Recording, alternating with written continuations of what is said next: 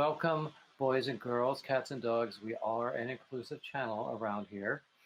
And look who we have with us. We have Randy, who is known on Instagram as It's Knit, and has also a few other social media personalities to tell us about. So tell us everything there is to know about you. How's it going? Well, happy to be on here. I'm happy to be able to find um, a profile that kind of encapsulates both of my passions, one being a beard and two being yarn. So I feel right at Well, home. mine is so gray you can hardly see it. No, it's fine. It's fine. So yeah, I started knitting about 2 years ago. October 18th was when I first LLC'd. A year prior to that, I tried knitting, and it wasn't really my thing. My mom gifted me a knitted tie for work back when I had to wear a shirt and tie every day. So I I remember those days. Oh no, they're not that fun. But No. I took a look at this tie, and I'll show you as an example. I said, I can make this. This is easy. Why not? So that's exactly what I attempted to do. I went over to Walmart with a YouTube playlist in my hand, and no exact direction of what to do. I ended up failing miserably before even starting. I picked up a crochet hook, thinking that it's what I needed to make my tie, and some black, very very worsted weight yarn, which in my mind, I was creating a very, Zara Gap kind of look. It turned out that that was probably one of my fatal flaws for my first attempt, but did not work out at all. Got back a few hours into it. I was barely 5 rows in, and I just decided that this wasn't for me, and kind of put it down. So it wasn't until a few months after that that I kind of wanted to go and retry again with a hook that's a little bit more appropriate for my skill level, and a yarn that was a little bit more manageable and a lot heavier. And that's pretty much where it all started. And from there, it's really taken off. And now I'm doing beanies and scarves and blankets, and I'm just meeting a bunch of amazing people along the way.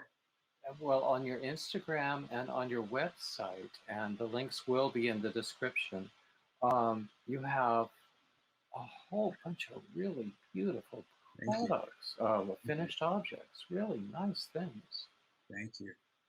Yeah, so Um, it's definitely grown from what I ever thought. It was going to turn out to. It really was just kind of an effort to not have to buy any more ties, and here it is. Really a labor of love, and I do it every single day now. So I'm really excited about it. I think I now have maybe 3 ties. The rest of them I've donated. Gosh. Um, but I used to have a ton. But but yeah, it's really good stuff. Now nowadays you primarily knit. Is that correct? Yes, I knit.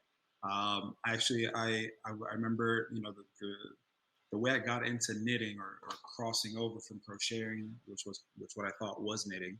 Um, I stumbled upon Louis Boria's Brooklyn Boy Knits Instagram one day a few years ago, and I'm super impressed by his work, and just to see another male, knitting the way that he did. I went ahead and I sent him a message, and I said, "Hey, listen, man, your work is extremely inspiring. I really love what you do." Kind of just admiring his work, and he responded back. I thought it was going to be like a simple, "Hey, thanks. I get this all the time," kind of thing. But he invited me to his studio to really teach me how to knit. So after work one day, I crossed over the Verrazano and went over to Brooklyn for this one-on-one session with Louis. And I think from that point on is when I really kind of, put the crochet hook to the side and really just picked up knitting. So everything kind That's of, amazing. yeah, it just happened by happenstance, and one thing led to another. And it's just awesome how it's gotten to this point. There are some amazing people on YouTube, people I have learned so much from, some of whom I've interviewed in this space. And I'm always grateful to them for that gesture of allowing me to do that. But, others whom I've never even approached for that purpose. But There's so much to learn. Oh, for sure.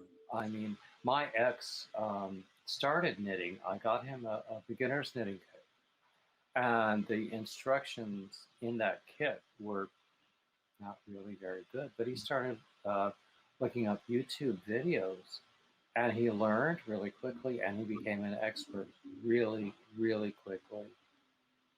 So there's so much to learn on YouTube. Oh, definitely, definitely. You And know. it's ironic all that this all started in an attempt to make a tie because now for work I don't wear ties anymore. I wear polos. So even if I did learn how to make ties, I really wouldn't have the use to wear them every day like I once did. So, but yeah, everything is just so readily available on YouTube, and the tutorials that I've been able to come across have just been very very helpful. So I Hmm. wish I can name them all and tag them all, but there's just so many. I would have to share my library one way or another. Oh, well, yeah, yeah, we can't begin to list how many Yeah, people we've so learned so from. many. So And do you still crochet? every once in a while, like once in a blue, not as often as I used to. So I used to make a lot of infinity scarves with crochet hook. Uh, you've Um, almost excused yourself with that, because I only crochet, and knitting oh, is a really? mystery to me. And I'm okay with leaving it a mystery because there's still enough to learn with crochet. Um, but um, but it's okay because there's enough stuff out there to create Yeah, right. that we can create, that I don't need to do everything. And if I tried to do everything, I'd probably do it less well than what I do now. Sure. Yeah, crocheting was definitely one of the things that I never grew up around crocheting or anyone who crocheted. It ended up that my mom was more of a knitter growing up, and so was her mother. So it was great to see how you know this kind of evolved into something where my mom was able to participate in, and then my aunts kind of got into it, and now my little cousins are really interested in how it works out. So the way it was able to bring the family together and kind of see that we had more things in common that we thought we did. Like we grew up with each other. That's cool. And, And they taught you those skills when you were a kid, so or some no, of them? so Sorry. no, it wasn't until I started knitting that my mom told me that she used to knit with her grandma in the Dominican Republic. So if it wasn't for me just Mm. picking it up and trying it, I would have never known that about her past and her history. So it was really cool. And I mean, now she knits as well, and she crochets every once in a while. So it's just kind of awesome. Sewing is really big in my family as well. I have a cousin who sews a lot and designs her own pieces, and my grandmother was very big into making pillowcases and blankets. So she would always send us some. But yeah, it's just been interesting, kind of the different avenues that just a simple hook or needles and yarn can kind of take you down. Exactly. Yeah, both of my grandmothers and my mother did both. Um, I learned actually the what to do with a hook from one grandmother. The other grandmother um, actually gave me a crochet blanket when I started college, and I still have it. That's awesome. It's a little bit ragged by now because I'm very, very, very old. But and then I learned a little bit about knitting, but not enough to really get along. But so many men I talk to, and also women, they learned it when they were kids, and then they set it aside, and then they picked it up as adults. And that's certainly been my experience. I've only been doing it maybe 5, 6 years, but I've gotten some praise for what I've done. I recently came across a few pages where they actually crochet stuffed animals. Um, any size, and that now there's books. Well, I'm sure there's been books on them, but Oh I've yeah. watched them now, and it's so fascinating. I mean, I thought I've seen most. I'm not going to say all, most of it in these last 2 years, 3 years, and I don't feel like I've even scratched the surface of things that you're able to make. Oh, actually, yeah, that's what they call amigurumi, where you make stuffed animals or stuffed figures with crochet. And I've seen some creations that were not animals, let us say, made with amigurumi. And I might send you photos Yeah, privately, not yeah, publicly, I'll tell you that. But yeah, there are a few interesting things you can do with crochet. I'm sure you can do it with knitting too. right. Every now and then, I'm sure, like I don't do Pinterest very much, but people are always quoting Pinterest or quoting, listen to me, linking Pinterest Right, pictures right, with really, you might say, surprising yarn creations in terms of fashions. right. Yeah, interest is always great. I mean, Pinterest, I should say, it's always great. But my new thing, and one of one of the things I had no idea even existed in the fabric art community was Ravelry, which is You've only just discovered Ravelry? so when I first started, I was in Ravelry. I just didn't know how to read patterns, so I would just look at it, just kind of see what people were making. But now that I read patterns and I'm trying to design my own pattern, it's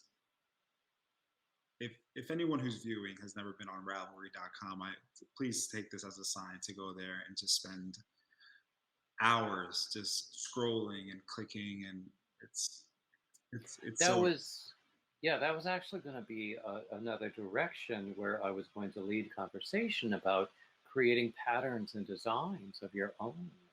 now So I you're would saying that you're just starting out with that? so yeah, so actually, and I have it right here. So this is a beanie, which is my first attempt at creating. Where's my camera? At creating my own simple pattern. Um, Finished this yesterday, but yeah, it's trying to really get this angle right. I So really like the you can yarn that you see. used. So this is actually Oh, actually, hold it up a little closer because you can see more of the detail. right. Oh, yeah. So this was actually dyed by Louis by Brooklyn Boy Knits a while ago. Actually, all the yarn that I have on the table now, which I'm working on, the blended shawl by Leah Michaels. Leah Michaels. All of the yarn is was dyed by Louis about say over a year ago. We went out on a bike ride, and he ended up just coming back with a bunch of yarn. So, kind of just getting through the last bits of it and Mm. this shawl. But yeah, this beanie. I was looking through. Actually, I have it right here. Aside from Ravelry, these Barbara Walker uh, stitch pattern books. There are four of them. There Mm. are. It's literally it's everything that you can think of. And Actually, I have a crochet stitch pattern book that one of my friends on YouTube sent to me as a gift, and it has been so valuable and really helped me in terms of my own designs. do you You have know, I'll, sorry, do you have patterns as well? I have about 25 patterns on Ravelry now. Wow, that's awesome. They're all crochet. Sorry about that. Feel left out. But, No, that's awesome. but, and I'm hoping to add to that. Um, and honestly, for myself, I get I get a lot more out of creating my own patterns and just doing the writing because I used to be a business writer. Oh, So, doing the writing and trying to make it as clear as possible. And then, having testers tell me that, well, you could have said that a little bit more clearly. And that stings in the moment, but in the end, it's going to help. So I take it gratefully. Um, so yeah. Um, I got started with design really with patterns that I would find, usually free because I'm cheap. Um, and then I would make my own changes, and some of them I would have more in the end, it would be more my own changes than the original pattern. And then I Yeah. said, wait, I'm a designer now. I can write this up. That's And awesome. so, is that your experience with design? Yeah, up until recently that's been my experience. But in the beginning, when I first came across Ravelry, I thought that I had to come up with a design that was never before seen. And just by scrolling and clicking on everything, that was nearly impossible to kind of create. Um, but so then I was on another panel with String Thing Studio with Felicia, and I remember speaking with Paula. She's a designer from Brazil, and she was talking about kind of just going in and kind of just making it your own and being creative and um, really just bringing in your own experience into what it is that you're trying to create. And even if I guess if that means that it kind of looks like someone else's, but it's my original piece. I mean, I think we're all in terms of patterns have very extreme similarities, and I guess it's just kind of how you interpret it and put in your own type of detail and flair. So I've been now, I guess, refocusing my perspective on creating patterns, and I'm with you on that same Hmm. approach here. Yeah. And about design, it's true. I mean, all of those old um, trite sayings, there's nothing new under the sun. The more things change, the more they stay the same. Mhm. But if you could find something interesting to do um, that you hope no one else has done before. So I will find a stitch or a stitch sequence and I'll go, wow, I haven't seen that before. What can I do with it? I mean, do you do that? Is that how you work? Yeah, definitely. So now, especially as I study more on the Barbara Walker books, that's pretty much the first question that comes into my head. Aside from what is it that I'm trying to make, if it's between a beanie or a scarf or a shawl or a blanket, that's kind of where I turn my focus to is what is here, or what can I put together, what combination of stitches can I put together that are in here that I really haven't seen before, and that pretty much guides my approach. Do you have a specific type of finished object that you like more than others? In terms of like beanies over scarves. That sort of thing, yeah. So it first started off with scarves because that was probably the only thing I would crochet, and then beanies quickly became kind of my go-to. I'm very much into hats and beanies in the winter, so similar to the tie where I would wear it every day and try to replicate it. Beanie for me is a little bit more practical in the sense that as soon as it gets chilly out, I pretty much have a beanie on every single day. So I was like, let me just create my own beanie, or at least try to find a pattern where I can replicate. And yeah, I've made pretty much a few beanies. Yeah. When I lived in the New York area, I loved wearing the stuff that I would make. In coastal North Carolina nowadays, I don't really need it so Mhm. much. But you know what? I went on a hat kick for a while because I was doing a lot for the Hat Not Hate campaign, and I'm going to do it again in the next one because they do it every year. Mhm. Um, so I have a bunch of hat patterns on my blog, which I offer for free and tell people, take this one for free, go to my Ravelry and buy something that I charge for. For sure, for sure. Yeah, Many- but and lately it seems that, well, I recognize that shawls seem to be the things that I create that people like the best. mm, So of course I want to do more shawls.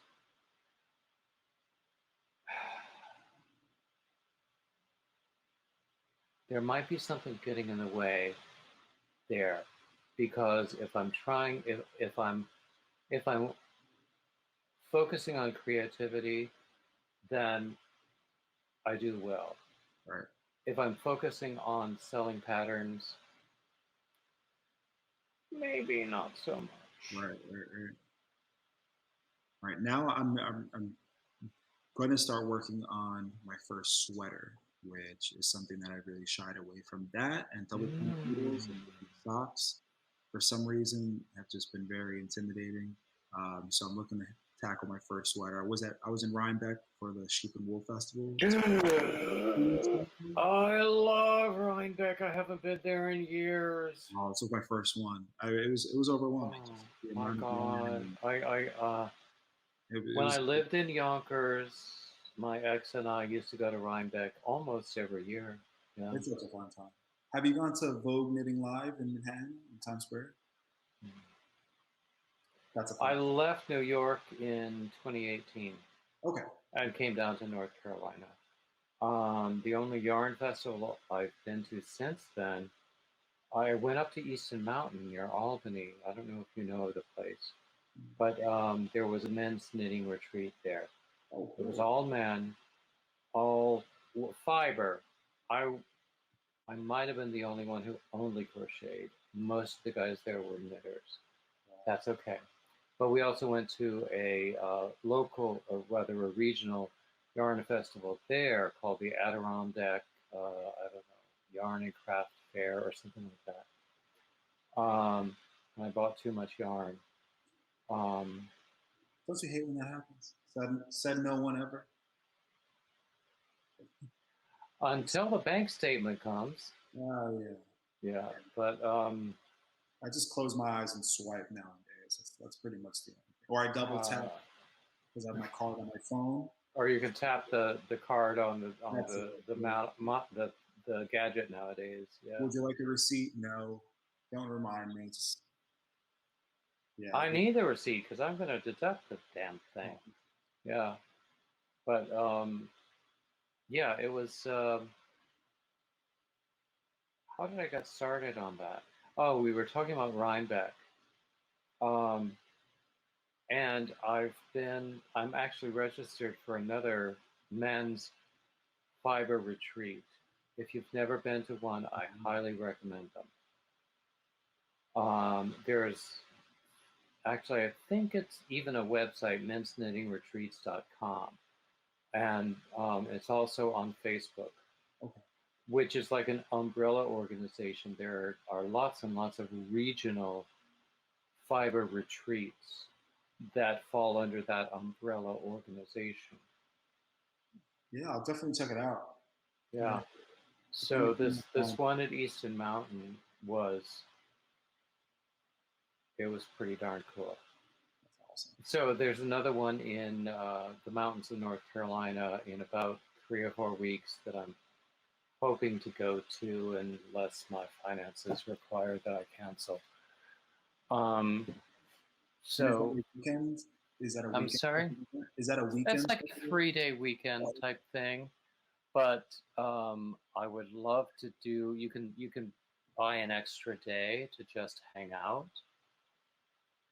Um, as with, I think you can probably do that with any of these retreats. Right. And I know there's one in Seattle, there's one in Colorado, there's a newish one in Palm Springs. Mm. Um, and a friend of mine is trying to get one started in Ohio Yeah. in this really gorgeous old mansion there that is now run as a B&B. Um, and then there's the northeast one, which is in Easton Mountain. They have one in spring, and honestly, I am told that registration for that fills up within like 5 minutes of it going live. Wow. And then the fall one, the one that I just went to, it's a little more relaxed. And the southeast one that I'm going to in Black Mountain, North Carolina, it's also filled up, unless I cancel for the money, in which case there will be one vacancy. Mm. I'm gonna have to look that up. I mean, this was my first Rhinebeck, so I've never. Oh gosh, I used to love Rhinebeck. I used to spend far too much money then. But then I had a corporate job and I could spend too much money. But, you know, all of the wonderful yarn dyers and the spinners and all of the ancillary products. I met Edie Ekman while I was there. Wow. And I think I was going to show her pictures on my phone of some of my crocheted projects. I might have accidentally shown her pictures that I didn't intend to. I don't know. She never mentioned it, but that's okay. But yeah, the great thing about all of those yarn festivals, you get all different sorts of other kinds of regional vendors of other kinds of crafts, whether it's woodcraft. You get food vendors, you get alcohol vendors, which of course that especially appeals to me. And you get I mean that's a lot of fun. And at the size of Rhinebeck, I'm sure it has been diminished in the past couple of years, but when I was going, there was an entire exhibit hall devoted to all of those ancillary exhibitors with the other kinds of crafts and the foods and the alcohol and all of those sorts of things. And they were almost as much fun as all of the yarn and the yarn products and the yarn and the knit and crochet products that you need. That is awesome. Yeah, I'm talking too much. No. Shut me up when I do that.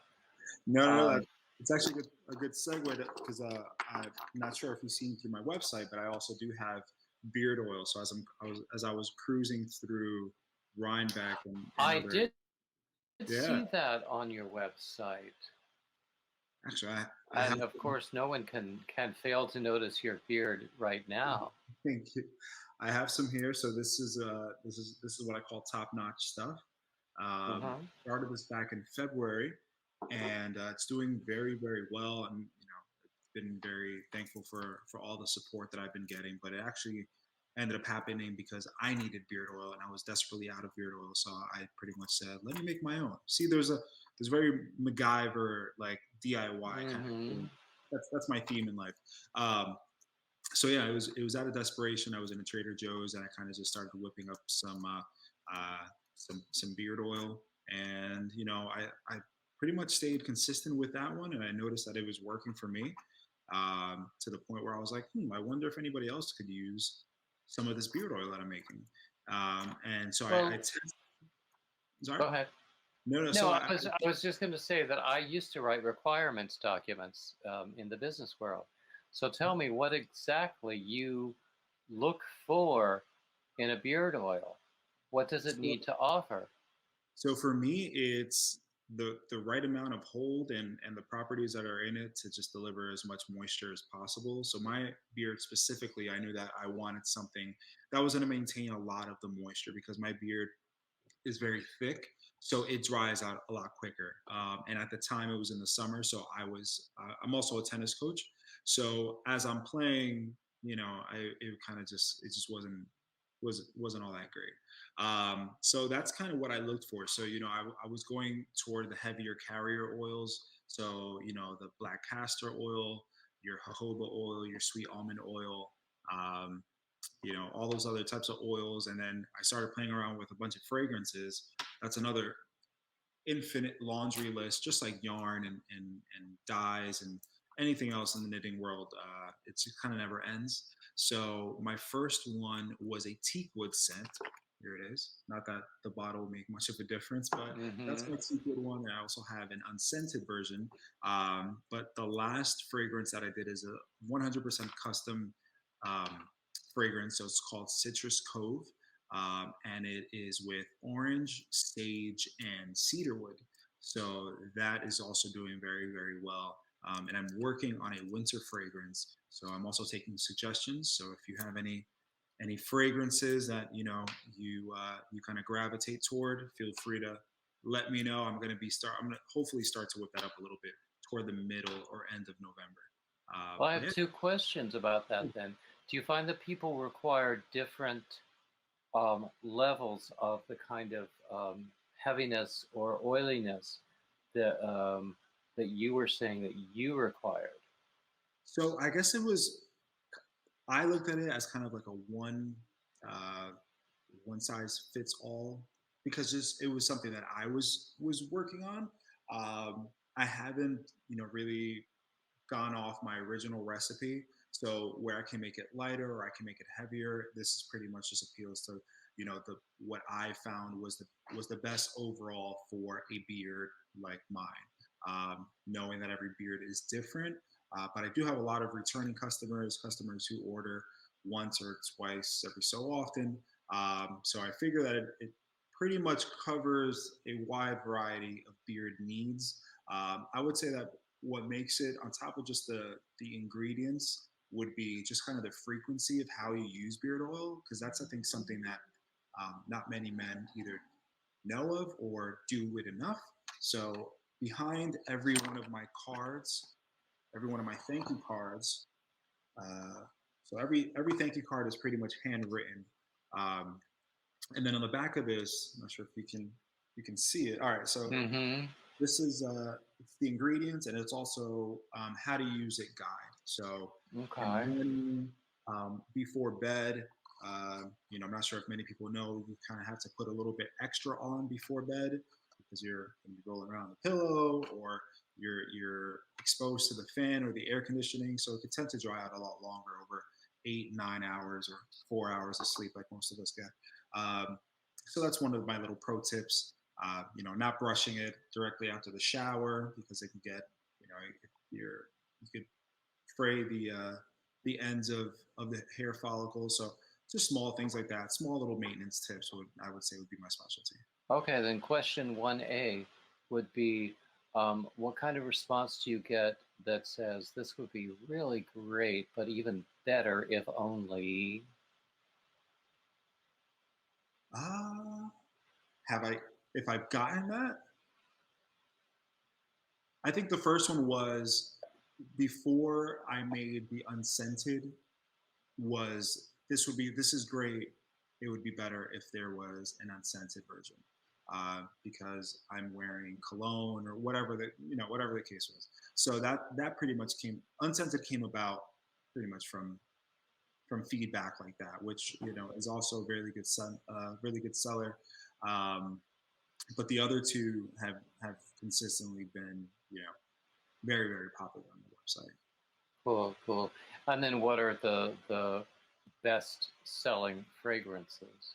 So Teakwood, since day one, has been the best-selling one, followed by Citrus Cove and the Unscented. Teakwood has this very earthy, subtle, but yet masculine type of fragrance that's not overpowering. So that's the one that I pretty much use on my day to day. You can wear it with cologne; it won't clash. It won't make a really strange odor. Um, so that one for sure. If anyone asked me like which one I would recommend Teakwood 100%. Okay, then 2A. Now, you and I have very, very different complexions. I am as pasty white as you can possibly get without being an albino. And you are, you mentioned Dominican heritage. Mhm. You've got the Latino kind of complexion and hair and everything. Um, do you find different things work better for different complexions? No, I haven't received any feedback as far as it not working for certain people. I mean, from what I've gotten, and I have a wide range of customer base for the beard oil product. Actually even have women who order the unscented one for their eyebrows and their eyelids. I even Oh, have, wow. as far as a fraternity brother of mine who lives in Connecticut, who showed a before and after picture because he ended up not only using it for his beard, but also for his head as well. And there's notable difference in the amount Mm. of kind of hair density over, I think it was a span of maybe 3 or 4 months. So again, I think overall it's a lot comes down to the consistency, how you use it. I know before, when I was just getting into, growing out my beard years back, I would buy beard oil, put it on once, brush it maybe once a day, and expect a miracle to come out.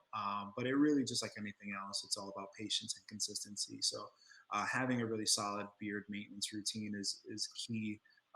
Just like with anything, working out or learning a new skill, it kind of it just takes that delicate Oh, for sure. discipline. Oh yeah. Oh, Meh. Yeah. But I only ask because my observation with my own complexion is that a lot of things, well, colognes especially, um, colognes that I think smell really, really great on other guys smell just really too sweet on me. mm, And I can only think it's because of my skin chemistry and my complexion. mm. Well, I'll tell you what. I will send you my summer bundle, which still going on in the fall. But it's pretty much it's all three fragrances, and then you let me know which one is best for you. Well, that's very kind. I'm not certainly not asking No, for no, no. that, but yeah, but yeah, I, that's I was lovely. not gonna I was not gonna leave the interview without mentioning that. I would love to send you some as a thank you for Well, then having me. I will try to use it consistently and Awesome. post about my observations. But so let's talk about social media, Yeah. and how you have what you've learned from social media and how it has really helped you as a knitter, as a knit designer, and also the other things that you do commercially. Right. So my biggest platform right now is Instagram, although I have been diving a little bit more into LinkedIn. But Instagram, when I first started, again, I didn't know that this entire community existed. Um, Not only that there were other male knitters, but just simply that the fiber arts industry was just comprised of so many different avenues, from yarn bombing to yarn dyeing to spinning to making needles and making hooks. So I would say that Instagram and social media were really like the driving vehicle to expose me to all of those different avenues of knitting, which I'm sure I'm not even halfway done with everything else that people have their expertise in. So that's my main driving force now, aside from my website, which is www.itsknit.life. Um, and LinkedIn is just very new. I took months off of LinkedIn. I used it way before, when I was working in municipal government and I was involved in politics and on the local level for my hometown. So I used it on that I used it for that. And then once that kind of died down, I switched my career. I really didn't want to use it anymore.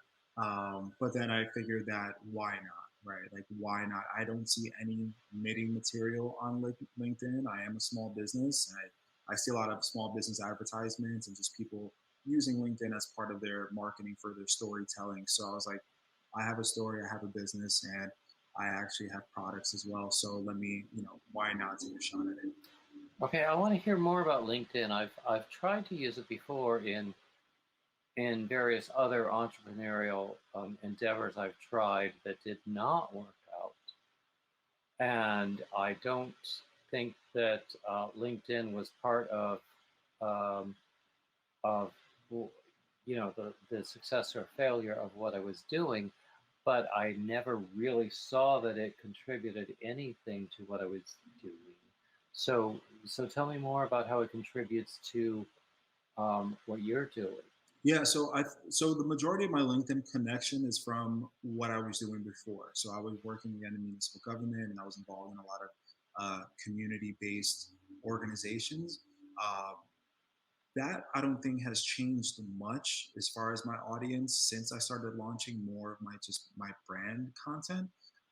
What I did find is that I had a bigger reach when it came to just organic reach. So on Instagram where let's say I put time into creating a reel or a post where let's say it would only get about 500 let's say views or people reached. I'm averaging Hmm. about 800 900 on LinkedIn.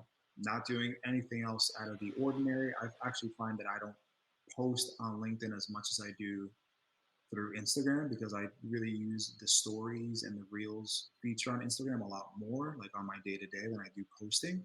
But I have found that, within the last month and a half of me using LinkedIn, that my reach has consistently has gotten up. Whether or not that has led to sales, I haven't come up with a system to really track that. Yeah, But that was going to be my next question, whether you have metrics to measure that. no, not yet.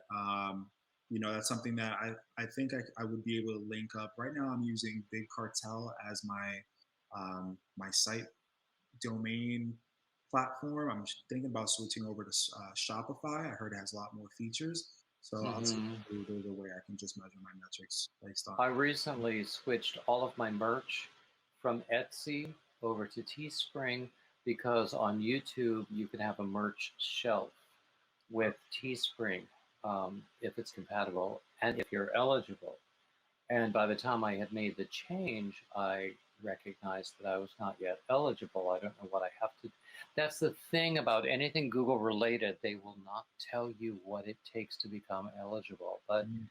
if by some quirk of fate you do become eligible, then it's all banners and balloons and stuff.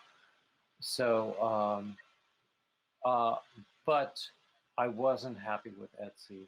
I've never actually, honestly, ever been happy with Etsy.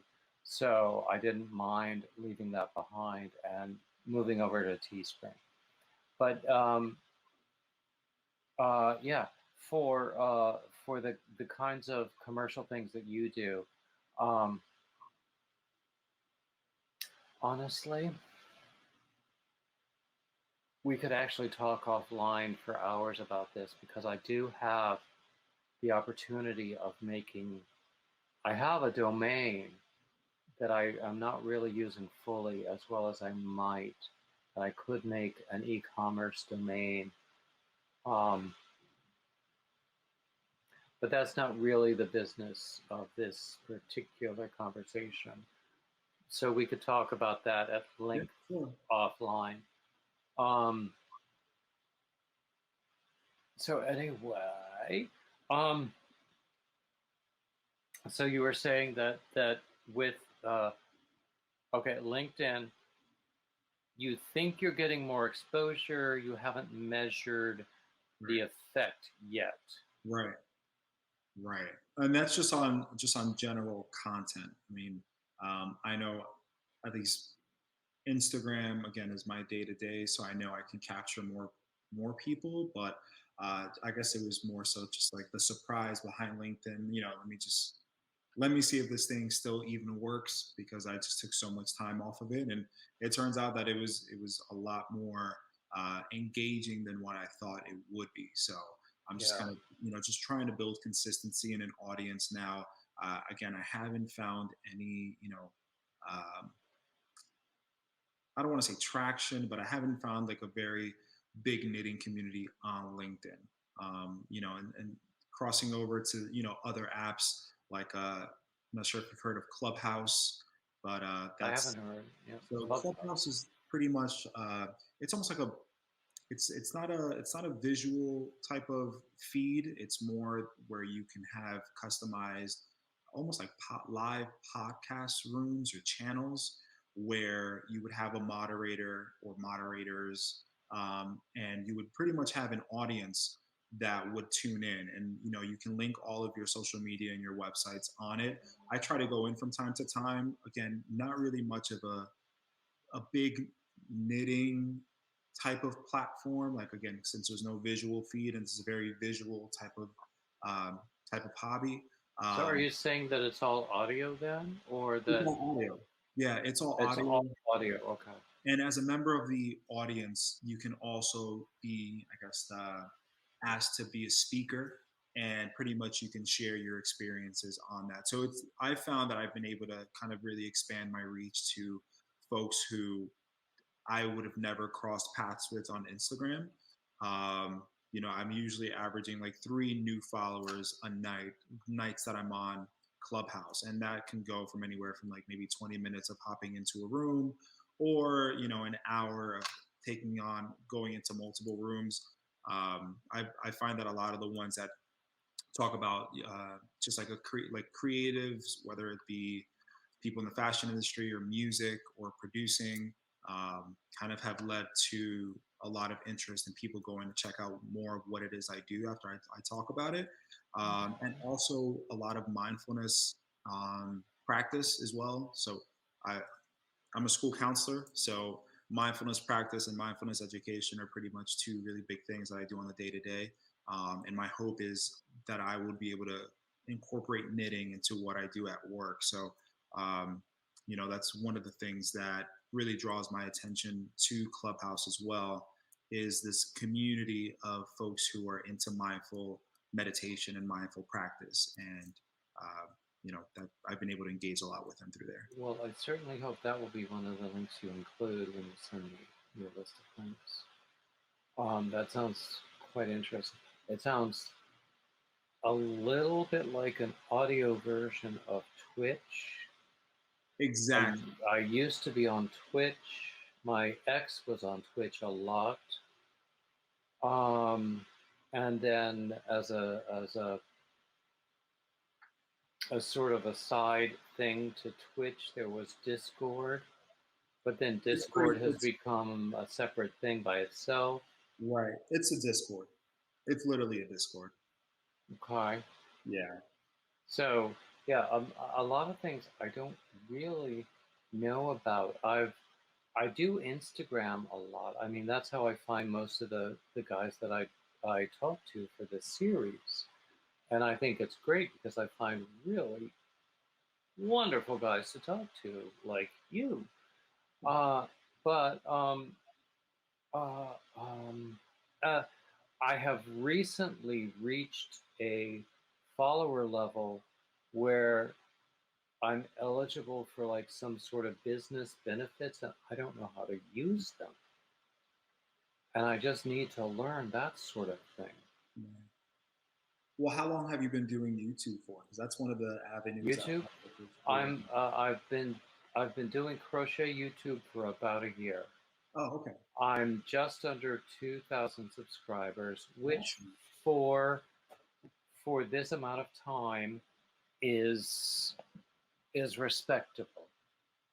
I mean, some people gain like 30,000 followers in a day.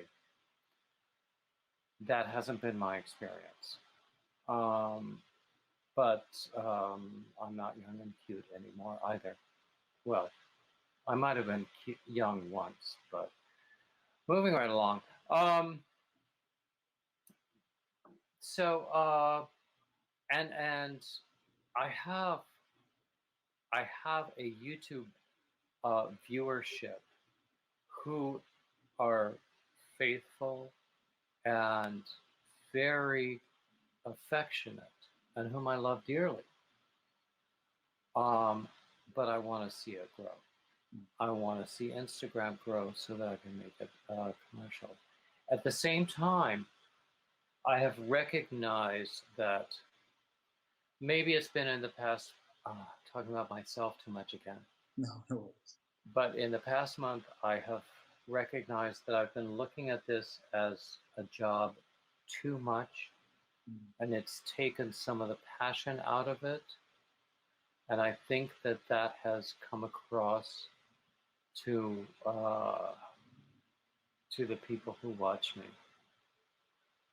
So there's always the balance. You have to find the balance. I mean, I studied opera when I was young, and I knew of many people who achieved great success as singers and absolutely hated their lives because that was the only thing they could do.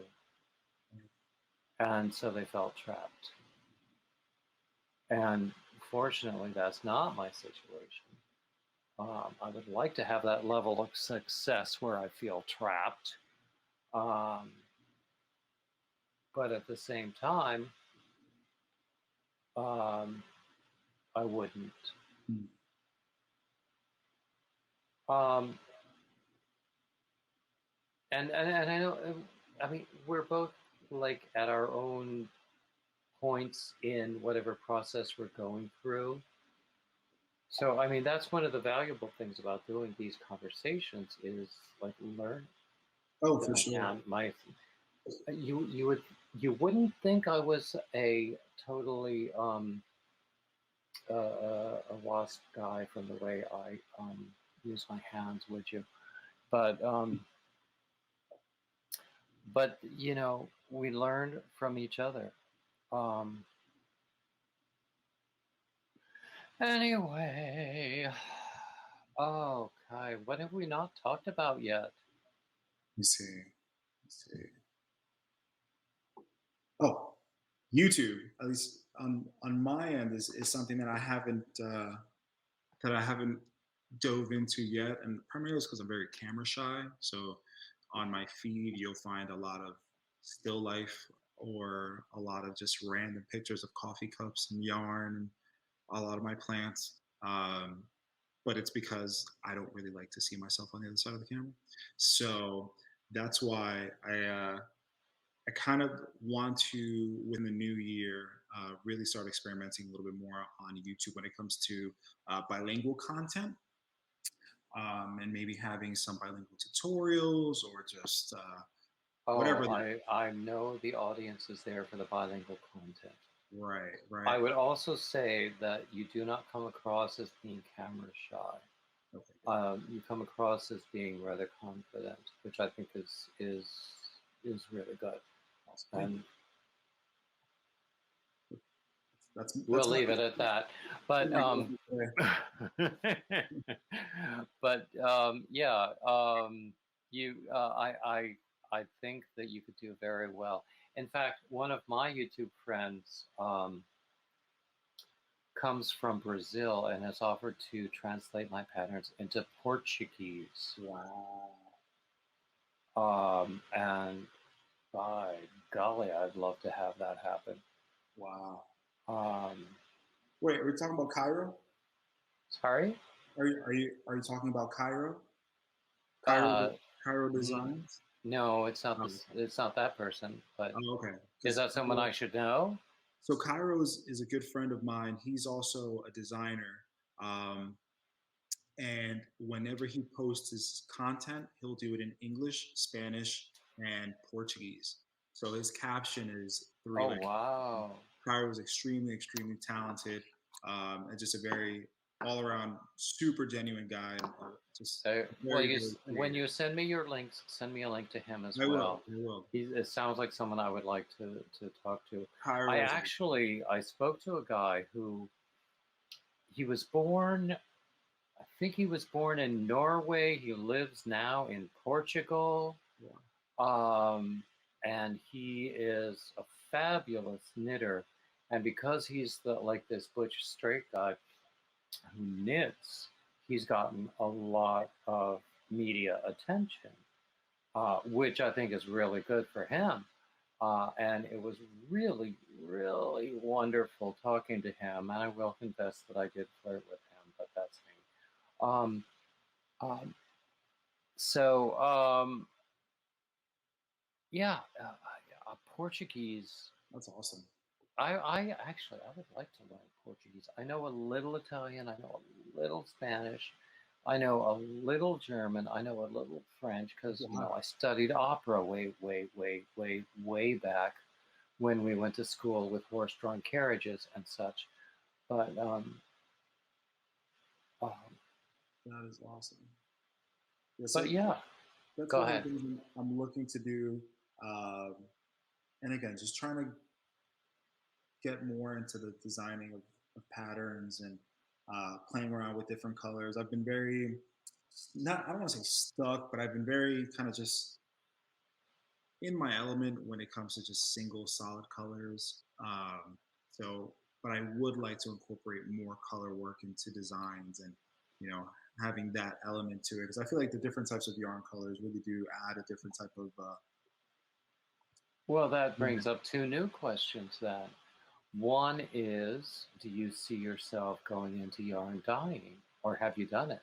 So I did it once. I did it with Louis in Brooklyn, and we used food coloring, and we also used Kool Aid to I dye. have seen lots of videos with both of those elements, It was so fun. and So fun. But since then, I haven't dyed any yarn. I do follow a lot of yarn dyers, and one of my favorites is Destination Yarn. So whenever she's at an event, I really try to go over and support. But there's just so many different videos of just it's kind of like ASMR where people just no talking. They'll just dump the dye in, swirl it around. Those are really satisfying videos. But no, I haven't. Besides that one time, I haven't done it again. I would love to do it. I heard of something called, and I'm probably not saying it right, uh, block yarn, block sock. I would have to Google it and find out. So if you're watching this, yeah, I'm not sure that I know what you mean, but if you come up with a reference, so include it when you send me your links. So then you were talking about doing colors. Do you envision doing like manual color control, or which knitters very often do, or do you imagine taking some sort of a variegated or self-striping yarn and just letting it happen the way it does? so I've tried the self striping yarn. I would say I would rather go with a few different types of colors and kind of manage it out that way. Um, I don't know. There's just something about seeing like the Fair Isle type of stitches and Mm-hmm. like the Stephen West patterns and just the designs that he comes up with. Those that's pretty much a big inspiration for what I hope to be able to accomplish at some point in time, at least with color work and kind of just making a very vivid piece and have it connect to something that I'm really passionate about. So I just got back from Italy. I spent 2.5 weeks in Italy over the summer, so I have about like 2,000, 3,000 pictures that I can definitely draw some Uh, inspiration from. I saw your Italy pictures on your Oh, Instagram. That's it why I was, was confused about where exactly you live. oh no! Because at first I thought you were like on the West Coast somewhere. Fun fact: I've never been west of, I guess, Tampa. I want to say west, but yeah, I've pretty much been always on the That's east. not a very fun fact. That's not. I It's my first mean, fun fact. you really need to travel some.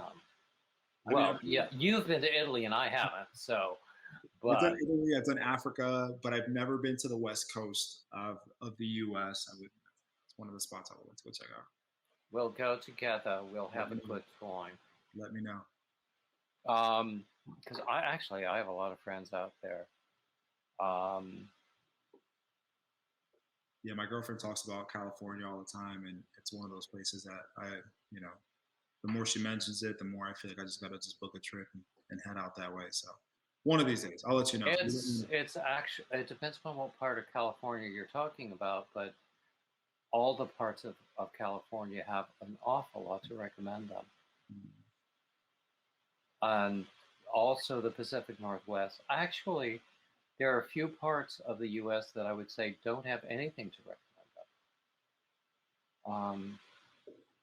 I mean, there's some really beautiful parts of just about every state that you could mention, if they're not underwater. Sure. Um, What what anyway. what projects are you currently working on? Oh, for me, um, I think I've got at least two patterns in testing. Nice. One that I need to publish today. Um, I've got one that I'm working on that I need to finish, except I ran out of the yarn I was using, so I'm just gonna, for the sake of finishing it, use another one.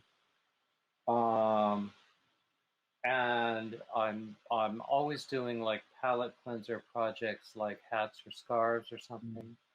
Um, so um, my long term, I have several long term goals. One of which is a collection of an ebook collection of patterns from a whole bunch of different designers that would benefit the Hunger Project. If Uh-huh. you don't know the Hunger Project, look it up. I also have, oops, I've also been encouraging people lately without any kind of a formal project in mind, just to make dog sweaters and blankets and just send them to their local pet rescue. Also, I have in mind, since um,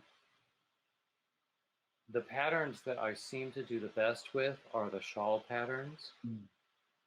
Um, I'm I want to do a collection to self-publish at some point next year of all diagonal shawls, Ooh, mostly diagonal shawls. There might be a few others, that's but and so I've been working on that. But you know, it's interesting. I think I mentioned before that I need to stop. I need to keep looking at this as a calling mm. and less as a job. Because if I start looking at it as a job, I lose my passion and I turn off people. But if I remember that it's a calling, that doesn't happen so much. Right.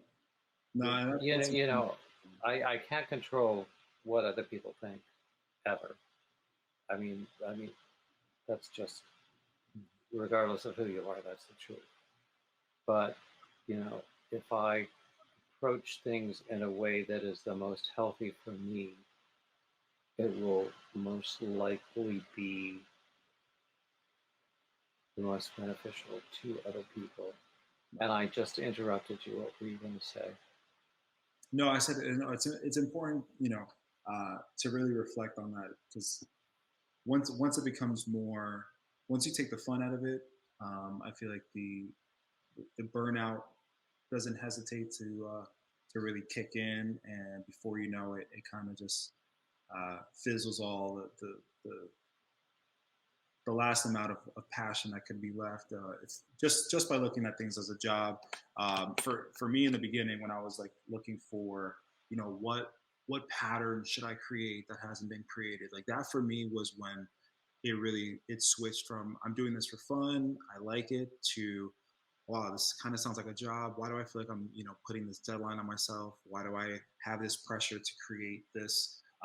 But then, and that kept going for quite a while until I kind of just, released the reins on it and just said, you know what, I'm going to just create what I find to be, appealing to me and my style of knitting and what overall my, I would say like my project characteristic are, or what type of look I'm going for, Mm-hmm. which is what I developed is not developed, but what I find is like very, like 90s urban, big block colors and things of that nature. Like that for me was the direction where I really said this is kind of where I kind of want to go into.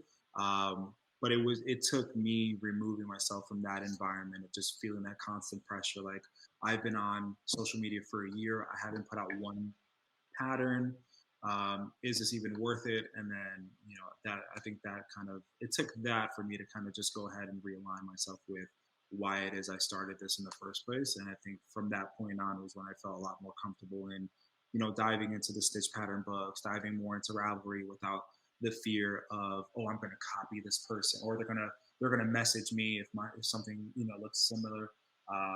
Yeah, I think taking out the pressure and focusing more on the creativity part has been, one of the biggest takeaways that I've gotten from this last year. Finding that balance is something I'm still working on. And it might take a long, long time to find it. And it might not be the same Mm. one day to the next. Um,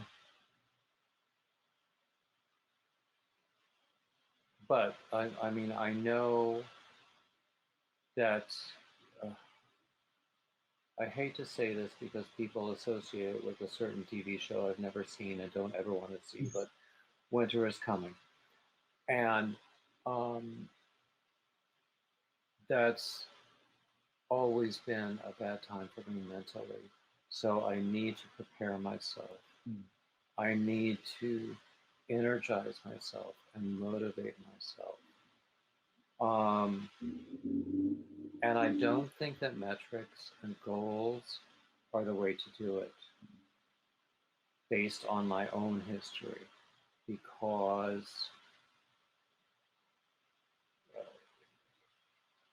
that's just a setup for failure. Yeah. Right. Um, and in fact, it might be a good thing for me to just let go of goals and metrics Right. for the next 4 to 6 months. And then probably after February, I'll be energized again. I'll be ready to go again. Mm-hmm. In the meantime, I'll be doing what I do, you know?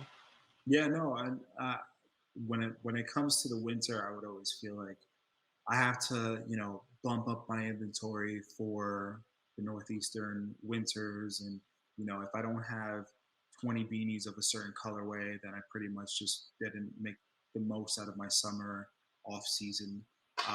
But again, that just kind of added to the pressure of doing things, and I I wasn't. The have winter scarves and wasn't. hats aplenty that I could send you I have if sales is what you want. But No, and then I think that's what it was. There was a point in time where I was just focusing on the sales because it took so long to make pieces, and I was like, it it takes it at the time it was taking me 10 plus hours to make one beanie.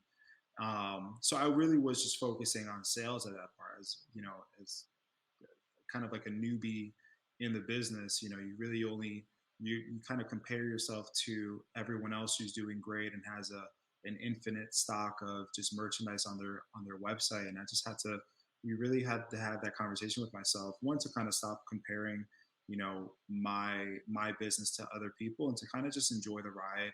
I couldn't compare my chapter 1 to someone chapter exactly, 20. yeah. And I feel like once I did that, it really started to click in. More opportunities came around where I was able to at least showcase myself, which I guess for any business, you can't ask for anything more than that. For someone to invite you on a platform or to even mention you on Instagram, like that's huge. So, um, and it was a very slow and steady approach where I felt a lot more comfortable, and really took the risk of being a lot more creative, because I didn't see that margin of error, um, just like I would calculate for when I was getting writing my own expense reports for, or just mapping out how much a piece took me as far as time and labor and material costs and what I would get out of it. Once I removed all those metrics, I really just kind of started diving in more. So it was almost like this newfound passion that kind of just came about during a time where I thought I wasn't moving or progressing much as a small business. And pretty much it was kind of like the blessing in disguise that made me like switch gears. And I think, just tying it into what I do for my regular job, and the whole mindful Hmm. solution piece of being conscious. Yeah, I exactly. there's just something about being present whenever it is you're creating something with your hands. Like, you have to be really focused in the moment. And once I felt like I was taking the in the moment piece out, and it became more of a pressure cooker type of environment, is when I really was like, wait a minute. I know this is for me. I just don't think that my approach is the best for me right now. So, yeah, I had to pump the brakes a little bit, and ended up, I guess, in my off time last winter, just creating the Hmm. beard oil, and that has been amazing so far. And now I'm starting to get back into the knitting and designing piece, so everything falls into place. Do you know what? I just this. Just this morning, I had a conversation with someone who has really sort of morphed into the role of a spiritual advisor. Um, and we were talking about these things. And I'm seeing more and more um, how I really need to look at it as a calling and a passion and not as a job. Right. Um, and so I need to remove the numeric goals. You know, it doesn't matter how many Ravelry patterns I wanted to have by the end of the year. You know, it doesn't matter when I wanted to publish this book or that book. You know, um, because that is, therein lies the path to misery. Mm-hmm. But this is the sort of thing, and it seems like we're seeing each other eye to eye on this sort of thing where um, I was before I had this conversation this morning, I was like pretty down on myself for not having achieved enough. And, therein also lies the path to misery. So it's like um, I'm not on the streets. Mm. Um, I can afford to put gas in my sister's car that she allows me to drive. You know, I, that sort of thing. I can. I don't need to make $100,000 a year as a crochet designer. I don't need, you know, some of my idols have more subscribers to their channels than Las Vegas has residents. Mm. You know, I don't need, it would be nice. It would be totally unmanageable, but it would be nice. But right now I'm struggling for 2,000. And, you know, if I don't get it, I can go on living. Uh, Gosh, today's been a big day for me, hasn't it? Yeah. Ha! And you've been a part of it. Wouldn't be here if it wasn't for the invite. So you've orchestrated this behind the scenes, and I guess everything just aligned for that message to come across today. And yeah, I do see how we connect in that aspect of the metrics and the pressures that come with them, and Yeah, you I know, mean, I mean, you've only hinted at your occupation outside of the yarn world, and you don't have to tell anything, but I know those corporate worlds where it's all about metrics and yeah, measurements yeah. and meeting some external standard. Right. And And I would say in the world of social media too, you can see how everyone else is doing. Like if it was just a thing of where you would see people's content and not their likes or followers, then it's fine.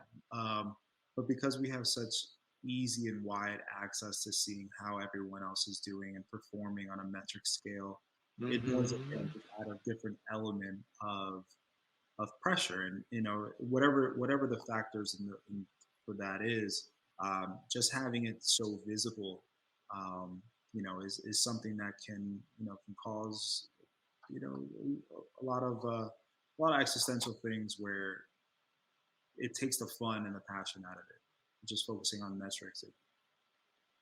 I'm not a numbers guy, so metrics for me was new, and when it became new to me, I wanted all of it. I wanted the premium subscriptions so that I can see who's on my page at 11 p.m. and if they're in what part of Italy they're in. That was something that I couldn't really get enough of. And then when I got enough of it, Mhm. I was like, I don't want this anymore. And I felt like I was diving more into what you would think to be like a business administrator than an actual knitter. And I was putting this down and picking this up more, and it kind of didn't feel right. And Exactly, you exactly. know, And you know, for so many years in so many other contexts, I have always heard, take the right action and leave the results mm, to whatever. right, Um, and I lose sight of that. I think we all lose sight of that sometimes.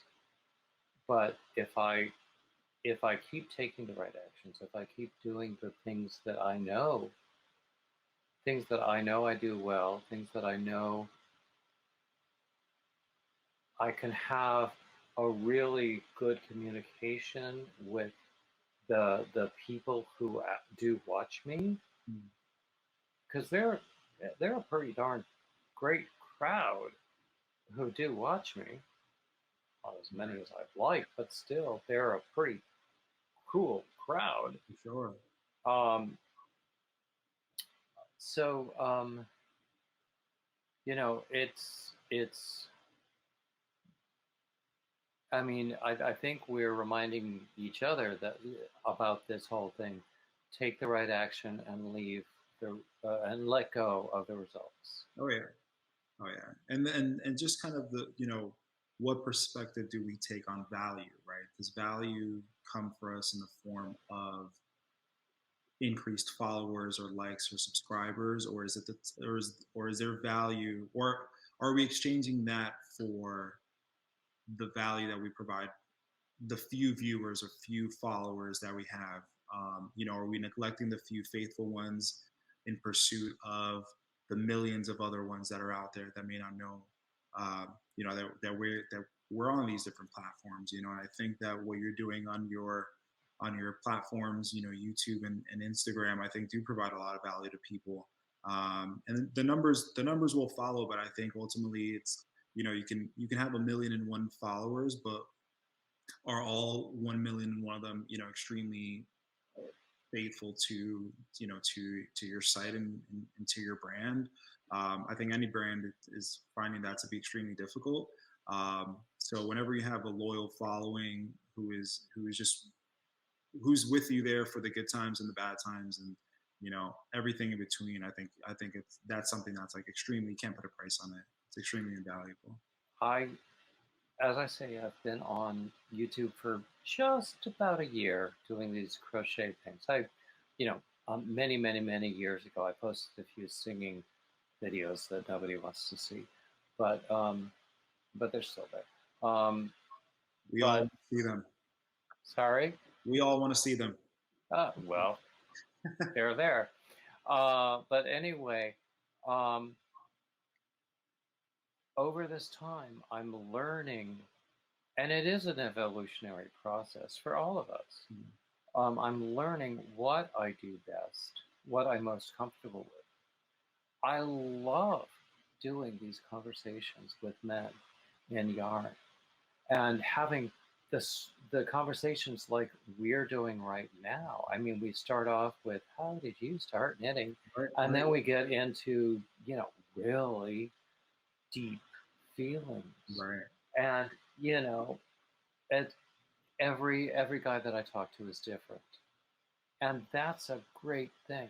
I also love doing the live streams that I do, and so more and more that's my focus.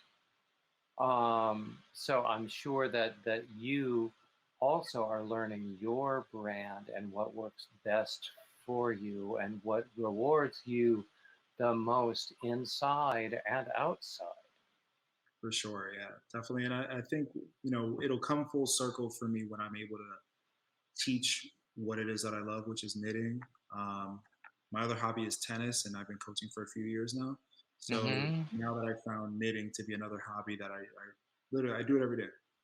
Um, once I'm able to teach that to a group of students who are in similar environments from when I was growing up in very small urban, big small urban areas, I think that for me would be like the biggest reward that I would be able to get out of it, and I hope that's something that I'd be able to bring to the table relatively soon, given that I do work in a school now. It's just a matter of working out logistics, and we're in the post COVID or in the COVID, or who knows where we are in the COVID area. But it's one thing that I think for me is going to be like one. I don't want to say the pinnacle, but it'll definitely be a very significant moment in my fiber career. Actually, I have talked to other men who come from Hispanic and Mexican and other kinds of Latin backgrounds, um, who are really excited about sharing their crafts with um, people of similar backgrounds who might not recognize that it's available to them. Right. No, and it's funny because when I first told my students, that I knitted, I think it was like a freshman assembly, and it was like, Mister, isn't that for like for grandmas? Like, don't women do it? I was like, no. But then again, I couldn't blame them, because had I been a freshman in high school and someone would have told me that, I would have probably assumed the same thing. So that's what I really want to do, just take on that role of providing the exposure for them to know that, listen, if you're interested in knitting, just as there are men in any field now, that sometimes when we're younger we think it's predominantly women. Counseling, take it for an example. I want to be a part of that conversation when we talk about just kind of advocating for the hobby, and shedding more light on the craft. Well, I'm sure you know about the wealth of information is out there about the history of knitting, and Mm-hmm. how it was men, particularly men in wartime, who were like making their own socks, Right. Right. and also doing yarn for fishing nets, and also there are lots of stories like the one where being able to like um, do yarn, which included the shearing, the spinning, and the knitting, um, saved gazillions of people from the Irish potato blight. That Mm. sort of story. Um, I hope that that sort of thing would inspire some of the students that you see day to day. I mean, yeah, it's my focus, and I think thinking back to when I was in high school, you were either playing a sport or playing an instrument. Uh, I would say, and I tell this to my students, one of the things that I wish I would have done when I was in high school was go into theater, but because my friends weren't into theater, I didn't really pursue it. It was a thought that lived rent free in my mind for years, and it wasn't until I got into college where I was looking back and I was like, wow, one, I don't really talk to the majority of my friends that are, around my lunch table, that were saying, don't do it. Um, and so I was like, why not? I had the opportunity to pursue it in high school, and just because I guess fear of judgment, that really stood in the way, and was almost like a tangible, blockade. Um, but I'm hoping to at least shed some light, and if there's a student out there who is interested in XYZ hobby, but is afraid because of their gender, or whatever the case is, it's okay. It's a very judgment free world in what I would hope to be the fiber world. But yeah, something I would love to do. The fiber world is very, very generous and giving and loving. I would not say it's absent of judgment, but there is less judgment that you see in um, the general populace. Mm-hmm. I like what you say you're telling to your students, because I think that's very, very valuable. I mean, um, my own experience, I was already the choir fag, so I had nothing to lose. I just, you know, every time I got time, um, I went to the the choir room, and I practiced the piano there. Mm. And I was in theater, what little we had in Monroe, North Carolina, and I didn't care. I was lucky because I think I had the mindset that no one's going to like me anyway, so I might as well do what I'm going to do. And I mean, there's freedom in that, but it shouldn't come from that direction. Right. But if that's what you've got, it's what you've got. Um, I think that it's valuable to teach, as you say, that you do every day. That you know, individuality is valued, and that's really hard for young people um, to really understand because No. they all just want to belong. Oh yeah. Yeah. No, it's I'll keep you posted definitely on how that goes and what comes about, and hopefully we can set up a live or something live from my classroom or my room, and you can meet the group. Hopefully there's a group. Oh, I think that would be fantastic. Yeah. I actually, so many of the guys I talk to, I want to do follow ups with. And of course, you are certainly Perfect. one of them because, especially if you could work with a classroom and even a Q&A period, that would be fantastic. I Uh, haven't. I've never brought yarn to my office, but tomorrow I will bring yarn. So that tomorrow will be day one. Yeah, day one of what I hope to be. Something new, or at least a new hobby or a new element. Even if I just have a student, just pick up a skein of yarn, do this, and then throw it. Whatever it is. At least tomorrow will be the first day of introduction, and hopefully we can kind of build it up from there. but just think if a student picks up something and says, "Oh, I love that color," Right. or "Oh, that feels sort of soft," or "Oh, that feels sort of harsh. What kind of yarn is that?" Right. Right. Because we know about harsh yarns too. But um, I think that sounds amazing.